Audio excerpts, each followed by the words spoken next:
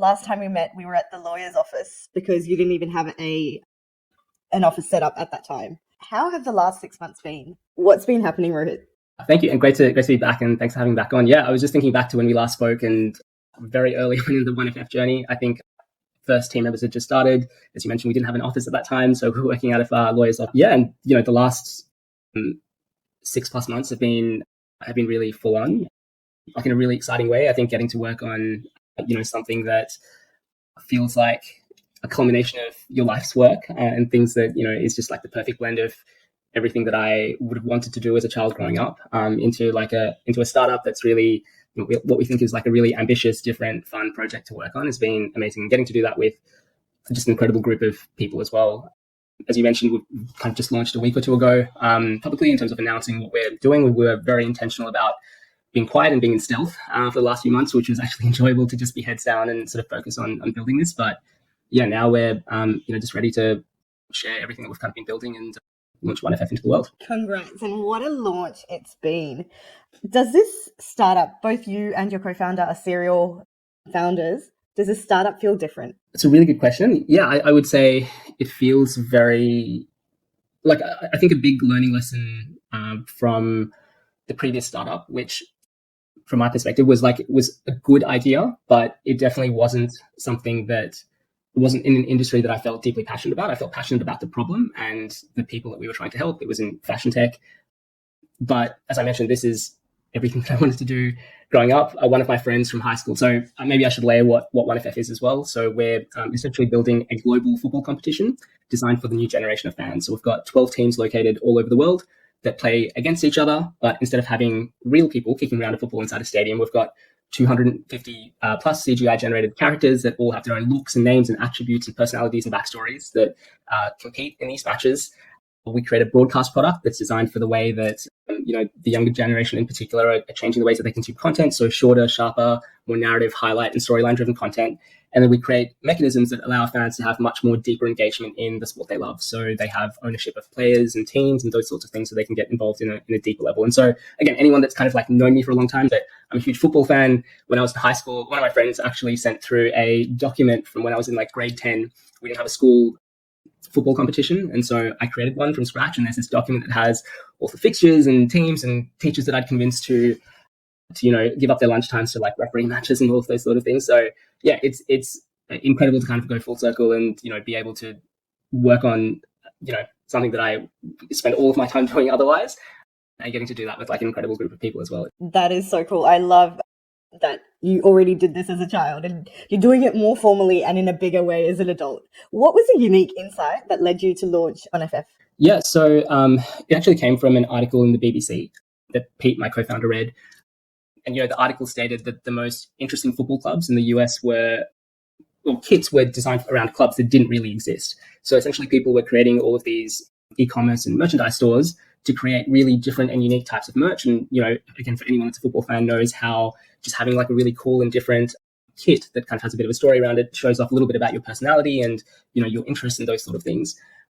It sort of led to, well, instead of making up stories and like meaning around this, what if there was actually other teams that you competed against that you were sort of building out from scratch? And if that happened, like how would that work? And, sort of things sort of cascaded off the back of that. But yeah, I guess the initial inspiration sort of came from, how do you create something that's kind of really sort of different and unique and that kind of like engages fans within football and within sports in a very different way? It's going to be game changing because now also 1FF allows fans to have a bit of ownership and control of their favorite teams and players. So, I think one of the really interesting things that we're trying to change is the different ways that fans can engage with sports. So again, I'm a huge Liverpool fan, which being based in Australia means that I regularly have to wake up at 2:30, 4:30 in the morning to watch them play.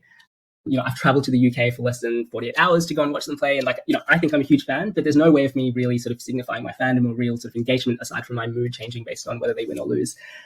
But, as being massive football fans, we wanted to kind of create a model where there's much more kind of deeper connection between the fans and their favorite players and clubs. And so essentially what we're trying to build outside of this kind of core broadcast is changing the way that fans can engage with sport. And so there's three main ways. So one is that they can follow along with their favorite teams and players and buy kits as they do with what we call stadium football, which is the way that most fans kind of engage with sport at the moment.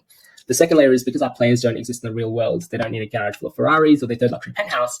But the idea is that, we are able to kind of create these players to have their own social media presences, and we're already kind of talking to brands about creating endorsement deals for these virtual players and those sorts of things. And if you ask any fan of football or any other sport, a lot of them talk about, in the same way that you would say, I knew about this band before it became really cool and different. We want fans to be able to say, I knew that this player was going to be incredible based on how I saw him play or his analysis on his stats and those sorts of things, but there's no real way of kind of connecting onto that. And so for each of the players in our league, we have 10,000 player cards that we release that fans will be able to buy via packs. Whenever they play in matches, they earn points, and they can then use those points to then train those particular players, unlock particular sort of trophies and mints and those sorts of things when they perform in-game performances that they can sort of add to their own profile. And, even things like when their contract expires and the team in,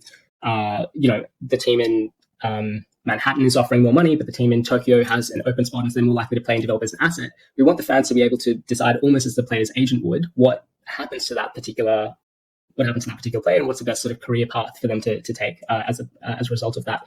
And the third layer, as you mentioned, is the clubs themselves. And so I'm not sure how much you or your sort of fans are familiar with how ownership of football teams works, but essentially, especially if you look at something like the Premier League, the majority of teams are kind of owned by sovereign wealth funds or by billionaire owners. We've got a team like Chelsea that sold for $200 million 20 years ago. They sold for $4.3 billion last year. And a big sort of value of that club is built off the global fan base that's been created. But the fans just go from, this customer through that entire transaction. They go from one billion owner to another without really having a deeper connection to that club. And if anything, that divide is getting bigger and bigger over time. And so what we've done is kind of flip that model a little bit and so sort of said, how can we get fans more involved and engaged in that club? And so we've got, for each of the clubs in our league, we've got different ownership groups and structures. So we have, a certain percentage that we sort of carve out on behalf of fans that we convert into 100 million club credits that fans can either earn through performing actions like watching matches or by buying those credits directly. We have a couple of what we call ambassador owners. So these are sort of A-list athletes and celebrities and influencers from each of these markets that are kind of, connected to that particular team and sort of invested at a relatively sort of micro level. And then, the intention is that we have majority owners that come in as well. And we've got 2 already in place. And the idea is that they're the ones that then, as happens in any other sporting code around the world or a sporting team, they're the ones that are responsible for investment, managing the social media of these accounts, those sorts of things, and sort of operating the football club as you would any other club. Such an incredible model. I can imagine that it's going to create really, really tuned in fans all over the world. How has this process been in terms of getting on investors, getting on celebrities like Naomi Osaka and Kyrgios and more, and also first employees and the first fans of 1FF? I think on my podcast, I had Nikki Skivak, who, funnily enough, is one of the lead investors, is the lead investor in 1FF via Blackbird. And one of the things that he and I think Will Richardson from Giant Leap Fund have also mentioned when I've spoken to them on the podcast is like the importance of having something with like a very big vision, because what it just means is that it attracts the right type of people and talent and like resources around you. And, I would say like fundraising is hard, and the process wasn't easy. It's not like everyone we spoke to said yes. But, again, we were in a pretty fortunate position that I guess what we were trying to do seemed and sounded ridiculous enough that if we pulled it off and I guess people understand how big sports and football and things like that is as a global market. And so I guess from an investment perspective, we were pretty fortunate to have a lot of kind of aligned investors that we also had, relationships with before that definitely helped in building trust in, having this ridiculous idea, but then kind of trusting us to be able to execute on that.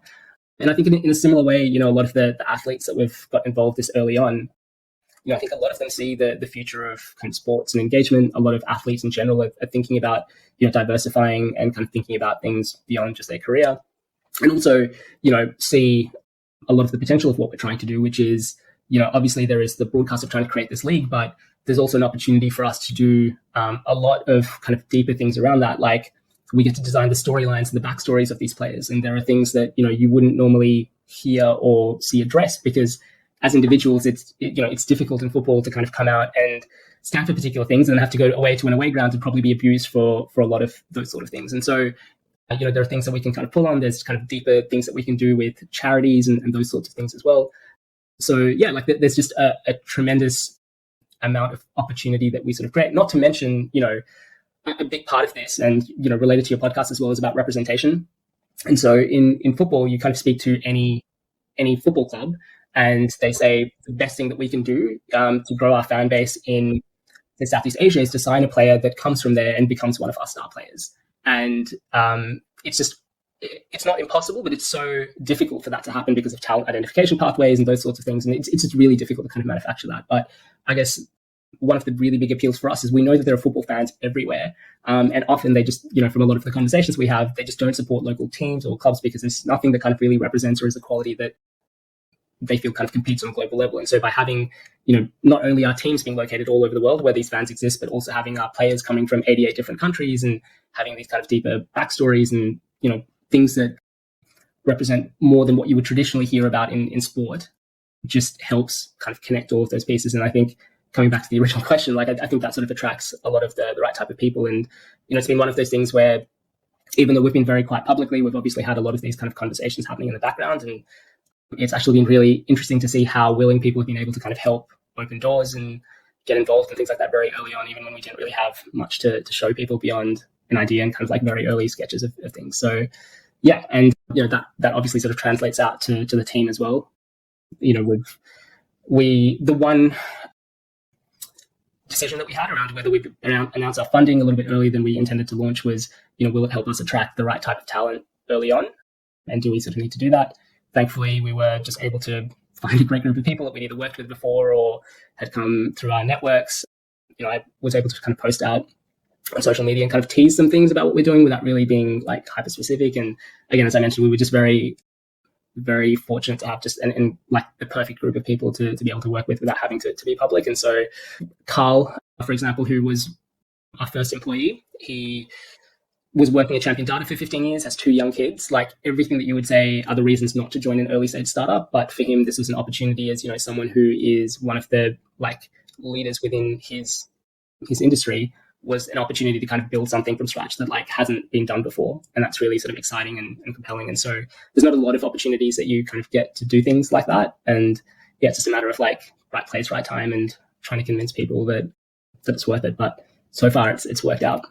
You're probably too humble to say this, but I think yourself and Pete, as the founders of this, also have some clout and the ability to bring on that incredible culture that you want to build. So it's the vision, it's the team, and it's the big, big ambition and goals you're chasing and the absolute passion you have for it, which I think is incredible. How do you think this is going to change the future of football? We've seen Ryan Reynolds invest in Wrexham and completely shake things up. I feel like 1FF is going to do an even bigger job of that. What do you think football is going to look like in even 5 years' time? That's a great question.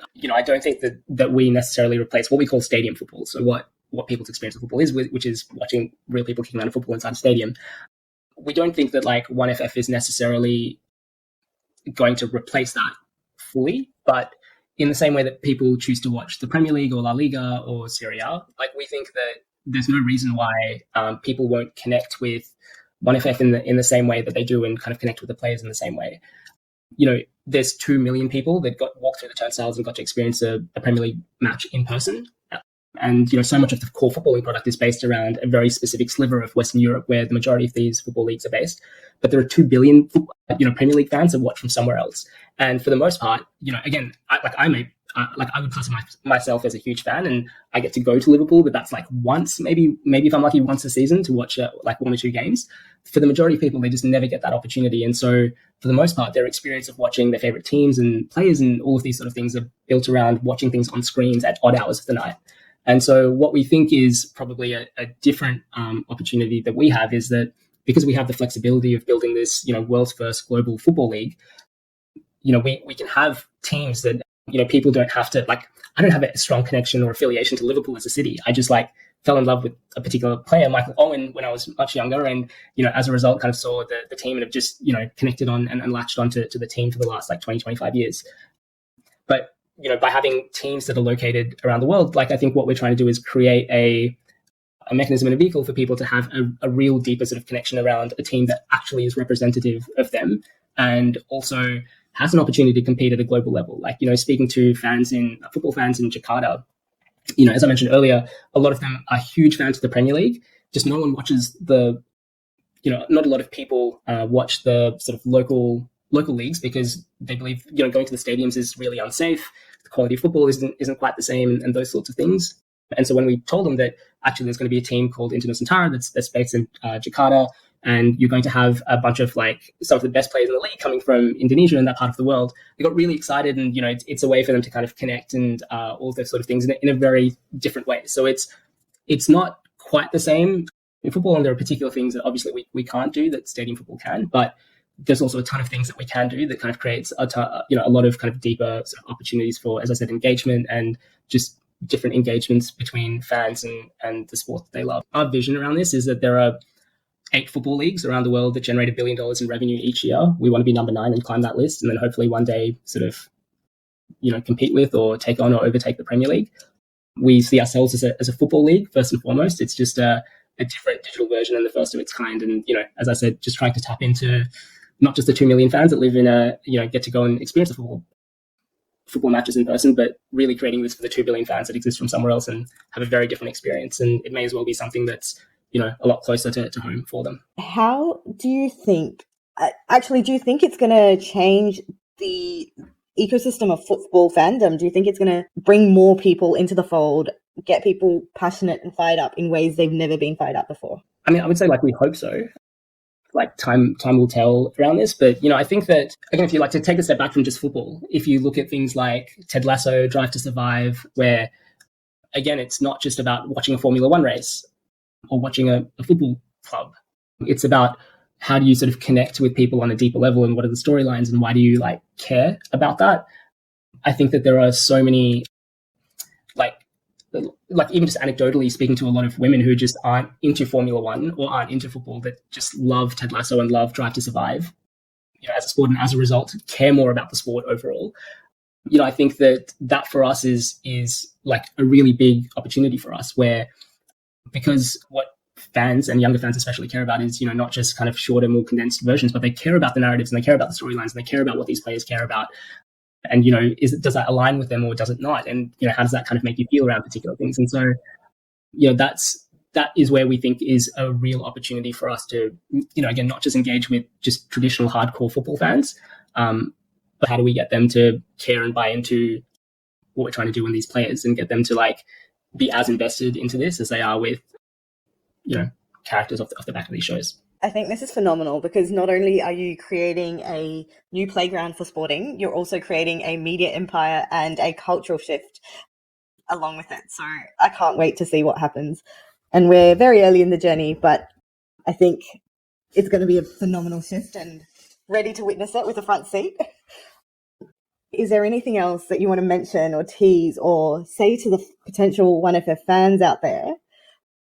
How do they get involved? How do they stay in touch? There's a lot of things going on, not everything that we've kind of shared, but a bunch of our players, for example, have their own social media accounts, and sort of regularly posting around not just things that are happening on matches, but things around their lifestyle and their interests and those sort of things. And so I would say the easiest way to find out what it is that we're doing is to head over to 1ff.com, where you'll find out kind of details about the players, the clubs, the matches, and those sorts of things. And then obviously through there be able to kind of get involved in deeper ways, as I mentioned, through things like club credits and player cards and those sorts of things.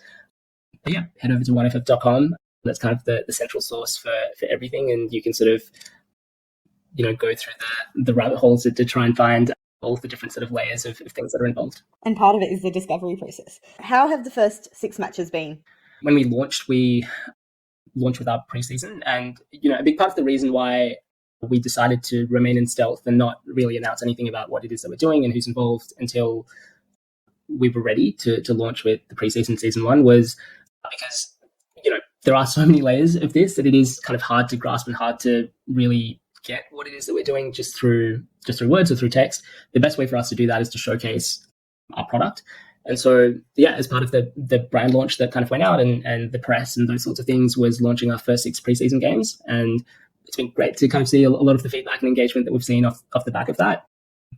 And we're just pumped to launch with round 1. We've got kind of everything set and ready to go and getting straight into season 1. So very excited about it. Incredible. So exciting. So what does this mean for Startup Playbook Podcast and Ventures? When I left Amazon in, I think it was March last year, I felt like I had this kind of roadmap and plan of, I'm going to leave, I'm going to go full time into the podcast and launch my kind of angel syndicate to more formally invest into companies alongside a great group of people.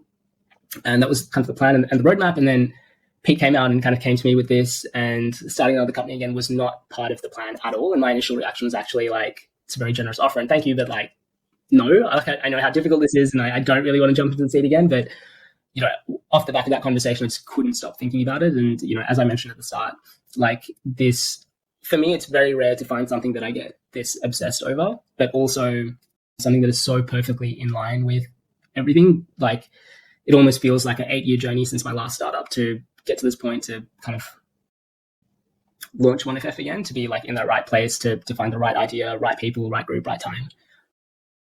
And like very hard to walk away from that. And so literally like 2 or 3 days after I said no, I was like, all right, like I'm in, let's go. And part of that was kind of sense checking things with investors. And so we raised a round relatively quickly, and then we're able to kind of move off the back of that. But what that has meant is that, some of the other things that I had originally planned have obviously had to take a little bit of a backseat. So I haven't published a podcast in quite a few months. I've recorded a few episodes. I've actually got an episode with Pete, which is going live or has gone live, depending on when this episode goes live of your show. I've got a few other episodes that I've sort of recorded as well. But obviously, and with the Angel Network, like we've, in the last 12 months, we've made 6 investments. It's still up and running, and we still, are actively investing into early stage companies, and that's going really well. Just the only difference is that I've got a very close friend of mine, James Harrison, who was exiting out of his previous company and was looking for something new. And I just didn't have, the time to run 2.5 companies on my own. And so he runs that day to day. And obviously, like I'm still involved from like an investment committee perspective, but and still closely connected to it, but I'm not involved with that on a daily basis because all of my focus is obviously in sort of 1FF. So yeah, those 2 things are still kind of operating. I've just had to like switch the cadence and switch the plans of something, which again, if you asked me like 18 months ago whether anything would make you take a backseat from the podcast, I would have said absolutely not. But sometimes like life just throws things at you, and it's hard to say no in the best possible way. Yes, it's funny how life works out that way sometimes. And it's funny, you have to pivot in startups, but like sometimes you have to pivot your decisions as well. And most of the time, having that flexibility leads to the best outcomes. I think at the core, it's just about trying to understand what it is that you really want with things. So I think, I was always open to starting a startup again, but like having gone through that journey before, it is really, really tough. And I would, if it was any other idea, I would have said no. Like I was very happy with where things were heading with the podcast and with the Angel Network and all those sort of things. I'm still very like excited and bullish about both of those things. It's just, yeah, like I said, like I think it's very rare for me to find something that I'm like, I could see myself doing this for the next 5, 10, 20 years, depending on how things go, with it.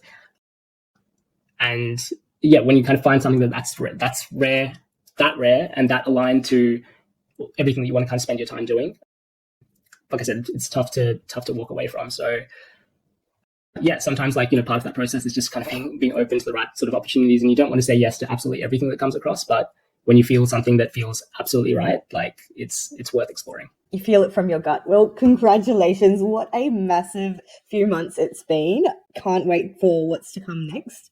Like, imagine if we do this in every 6 months. It's going to be a wildly different story every time, but like success as it grows. So congrats again, and thank you so much for being on the Startup Palette Show, and look forward to watching all the incredible things 1FF does. Yeah, thank you for having me, and congratulations on putting the show together as well. I know what a grind in the process it is to launch a podcast series as well. So yeah, congrats on that. Like I know it's been a bit of a journey for you as well. I think it's such an incredible mission that you're on. And yeah, thank you for having me, and thank you for letting me share a little bit more about the 1FF story from the early conversation that we had as well. Thank you. Really appreciate it. Thanks for tuning in to the Startup Palette Show. If you had a blast listening to this episode, come on board and join our incredible cheer squad. Spread the startup love by sharing the episode with your friends, leave us a review, or drop us your valuable feedback, comments, or burning questions. Stay tuned for our next episode, where we'll shine the spotlight on another startup superstar. I'm Preeti Mohan, and I look forward to seeing you next time.